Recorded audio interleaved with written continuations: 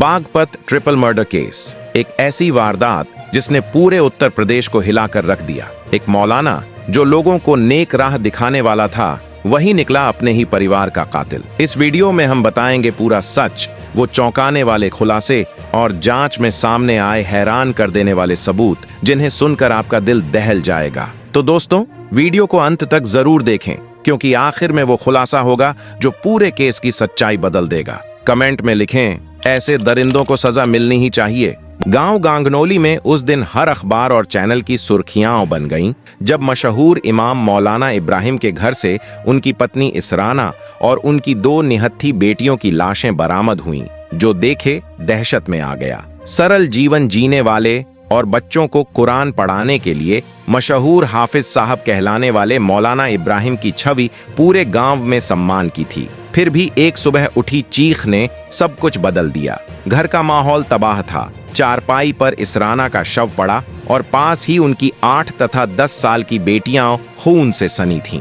बुजुर्ग कहते रहे कि उन्होंने ऐसा कुछ कभी नहीं देखा। शुरुआती छानबीन में पुलिस ने क्षेत्र आबाद कर दिया और हर तरफ घबराहट व गुस्सा फैला रहा, खासकर जब पता चला कि वारदात के समय मौलाना इब्राहिम घर पर नहीं थे और उनका बताना था कि वे देवबंद के एक धार्मिक कार्यक्रम में गए हुए थे। और भी सवाल खड़े हुए। घर में लगे 3 सीसीटीवी में से वारदात वाले कमरे का कैमरा उसी रात बंद क्यों था? क्या किसी ने जानबूझकर उसे बंद किया था या ये किसी साजिश का हिस्सा था? अफवाहों ने आग पकड़ ली। कोई बाहरी हाथ की बात कर रहा था तो कोई परिवार के किसी करीबी को शक के घेरे में ला रहा था। जब पुलिस ने पास के बच्चों से पूछताछ शुरू की, वे ही बच्चे जो मौलाना इब्राहिम से पढ़ते थे, तो एक 16 साल के लड़के के कपड़ों पर खून के दाग मिले। दबाव में वह टूट गया और स्वीकार कर लिया कि उसने और उसके एक साथी ने यह घिनौना कृत्य किया। उसकी वजह सुनकर सभी स्तब्ध रह गए। उसने कहा कि मौलाना हमें डांटते थे,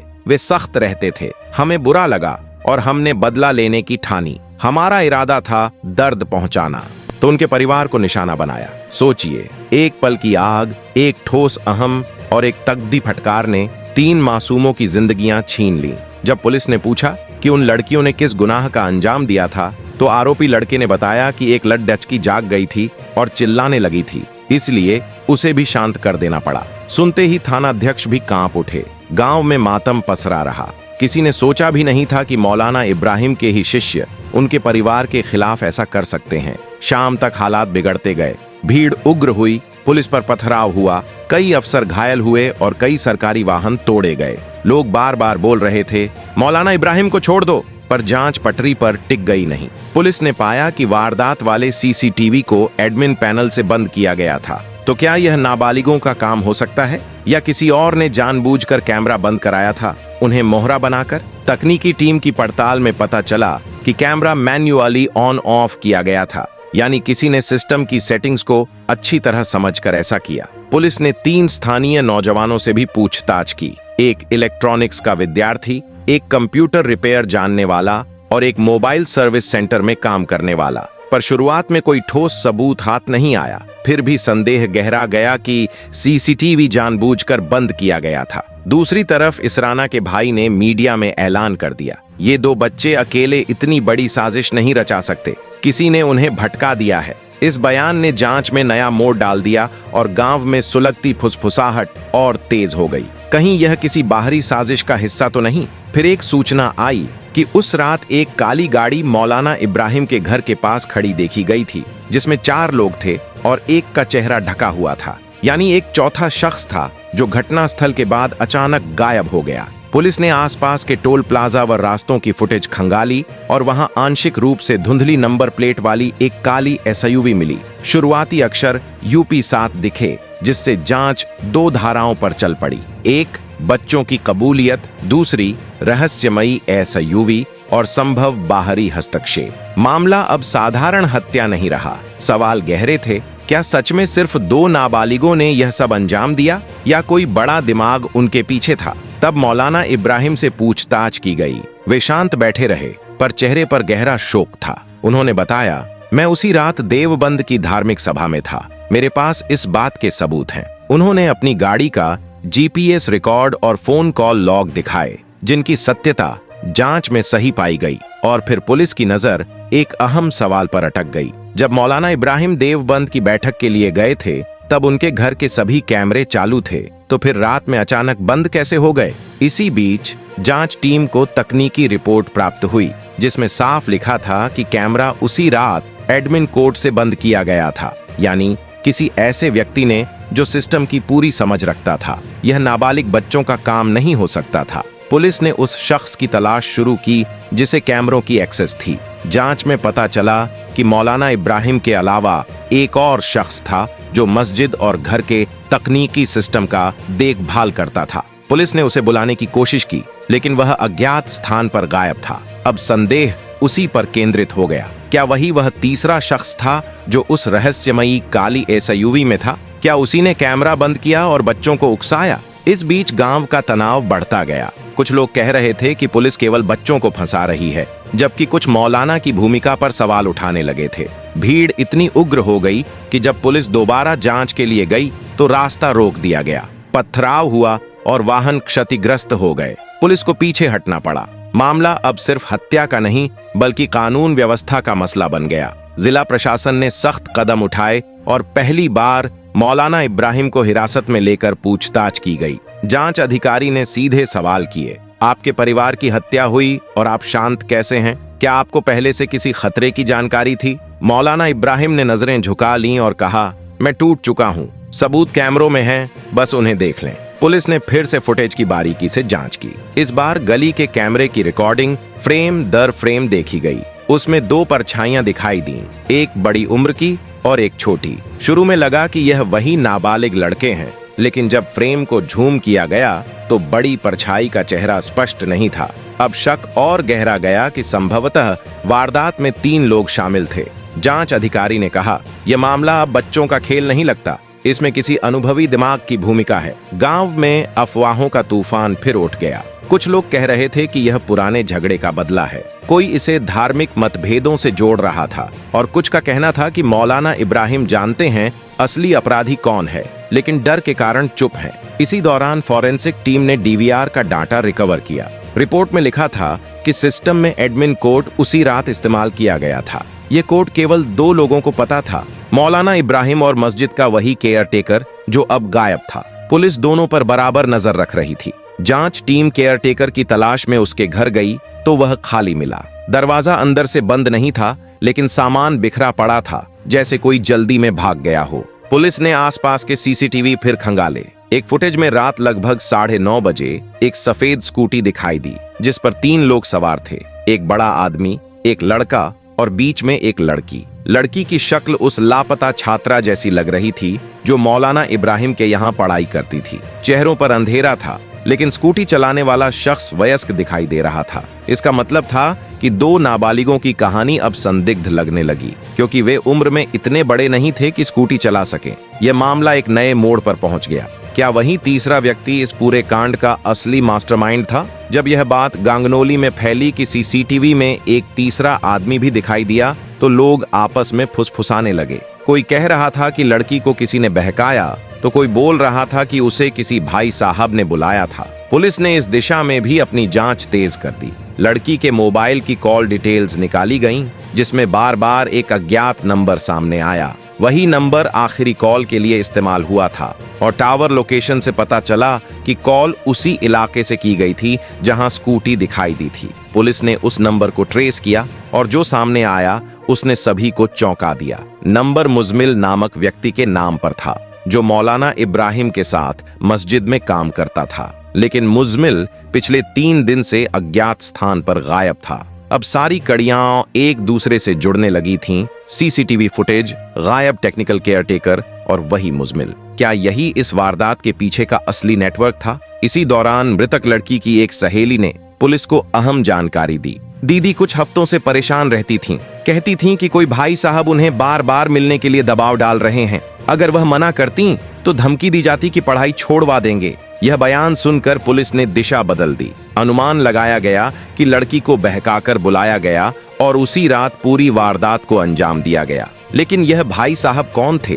क्या वह मौलाना इब्राहिम थे? जब पुलिस ने मौलाना इब्राहिम से दोबारा पूछताछ की तो इस बार उनके चेहरे पर पहले जैसा आत्मविश्वास नहीं था। उनसे पूछा गया, मुजमिल कहाँ है? उन्होंने धीमी आवाज में कहा, मुझे नहीं पता, वह नमाज के बाद गया था, फिर वापस नहीं लौटा। अगली सुबह जब पुलिस टीम मौलाना इब्राहिम और मुजमिल की तलाश में निकली तो एक चौंकाने वाली खबर सामने आई। मौलाना इब्राहिम रातों रात गांव छोड़कर फरार हो गए थे। उनका कमरा खाली मिला, बिस्तर उल्टे पड़े थे और धार्मिक किताबें जमीन पर बिखरी हुई थीं। लेकिन वहां एक चीज बची थी, एक पुराना मोबाइल फोन। अब पुलिस को पूरा यकीन हो गया कि मौलाना इब्राहिम सिर्फ धार्मिक शिक्षक नहीं बल्कि शायद इस वारदात का मास्टरमाइंड थे, जिन्होंने बच्चों को बहकाया और खुद पर्दे के पीछे से खेल खेला। उनके भागने के बाद पूरे गांगनोली में हड़कंप मच गया। अब किसी को शक नहीं था कि वही इस वारदात का मुख्य किरदार है। सवाल बस यह बचा था, वह कहाँ गया?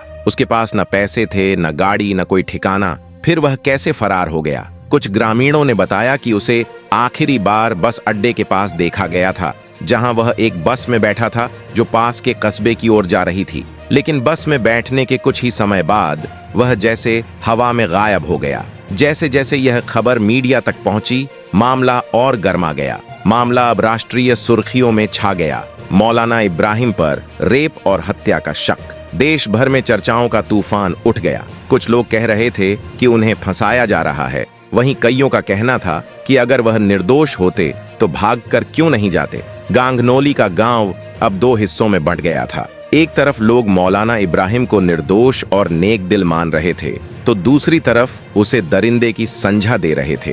पुलिस पर भी आरोप लगने लगे कि उन्होंने शुरुआत में मौलाना इब्राहिम को बचाने की कोशिश की थी। स्थिति बिगड़ते देख जिले के एएसपी ने एक विशेष जांच टीम का गठन किया। टीम को आदेश मिला कि किसी भी कीमत पर मौलाना इब्राहिम और उसके सहयोगी मुजमिल को पकड़ो। मौलाना द्वारा छोड़े गए मोबाइल फोन की जांच में कुछ डिलीट किए गए वॉइस मैसेज रिकवर किए गए। उनमें एक आवाज थी, भाई काम हो गया है, अब जल्दी निकल जाओ। यह आवाज मुजमिल की निकली और सबसे चौंकाने वाली बात यह थी कि ऑडियो फाइल्स की लोकेशन पश्चिम बंगाल के दुर्गापुर क्षेत्र से मिली। तुरंत हरियाणा, बिहार और पश्चिम बंगाल की पुलिस को अलर्ट किया गया।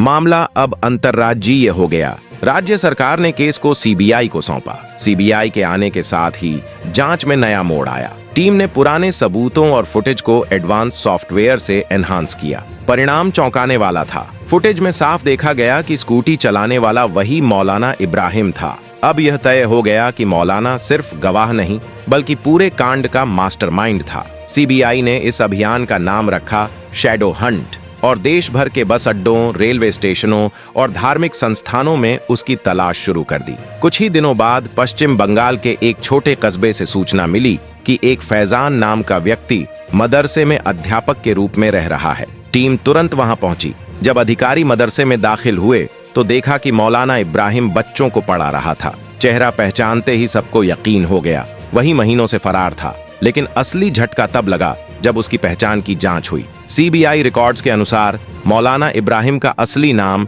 साबिर हुसैन था। वह पिछले 2 सालों से नकली नाम फैजान अली से रह रहा था। उसका आपराधिक रिकॉर्ड चौंकाने वाला था। पहले से 2 केस दर्ज थे, एक नाबालिग लड़की से छेड़छाड़ और दूसरा धोखाधड़ी। हर बार उसने नाम और शहर बदलकर खुद को बचाया। गांव के लोग जो उसे धार्मिक और नेक मानते थे, गांव वाले अब उसी को अलग नजरों से देखने लगे थे। जांच में यह भी सामने आया कि मौलाना इब्राहिम और मुजमिल ने मिलकर कुछ नाबालिग बच्चों को मानसिक रूप से प्रभावित किया। उन्हें कुछ झूठे और भ्रमित करने वाले तर्क देकर यह विश्वास दिलाया कि वे किसी विशेष सजा देने या सहायता के काम में मदद कर रहे हैं। असल में मौलाना इब्राहिम अपने निजी अहंकार, गलतफहमियों और भ्रम में उलझ चुके थे। सीबीआई की रिपोर्ट में यह भी सामने आया कि उसी रात मौलाना इब्राहिम ने मुजमिल और दोनों नाबालिगों को अपने घर भेजा था। उन्होंने पहले से ही सीसीटीवी कैमरा बंद करवा लिया और फिर खुद स्कूटी पर वहां पहुंचे। जब लड़की ने विरोध किया तो उन्होंने उसे शांत करने की कोशिश की और उसी प्रयास के दौरान कुछ अप्रत्याशित और गंभीर घटनाएं हुई। इसके बाद मौलाना इब्राहिम गांव लौटे ही नहीं।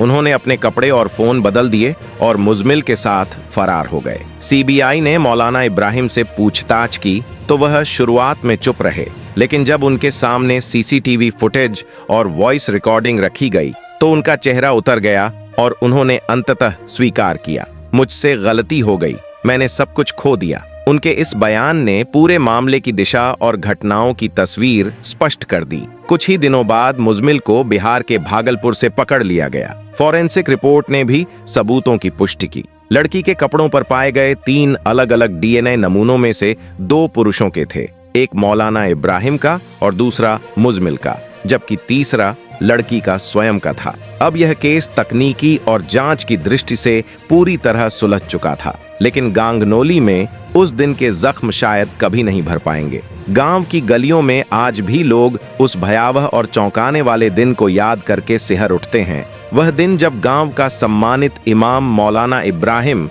एक अलग और गंभीर छवि में सामने आया। इस कहानी में जो कई बातें सोशल मीडिया और अफवाहों के तौर पर फैल रही हैं, उन पर अभी तक कोई आधिकारिक पुष्टि नहीं हुई है। कुछ क्लिप्स, ऑडियो क्लिप्स और स्थानीय रिपोर्ट्स जिन्हें नकली या एडिटेड बताया जा रहा है, उनकी सत्यता को लेकर जांच जारी है। इसलिए इन दावों को सीधे सच मानने से पहले संबंधित जांच एजेंसी की आधिकारिक रिपोर्ट का इंतजार करना आवश्यक है। अगर आप चाहते हैं कि यह वीडियो ज्यादा लोगों तक पहुंचे और सच्चाई सामने आए, तो वीडियो को लाइक जरूर करें, अपने दोस्तों के साथ शेयर करें और हमारे चैनल को सब्सक्राइब करें। इस तरह आप भी इस केस की पूरी कहानी और अपडेट्स से जुड़े रहेंगे और न्याय की आवाज को फैलाने में मदद करेंगे।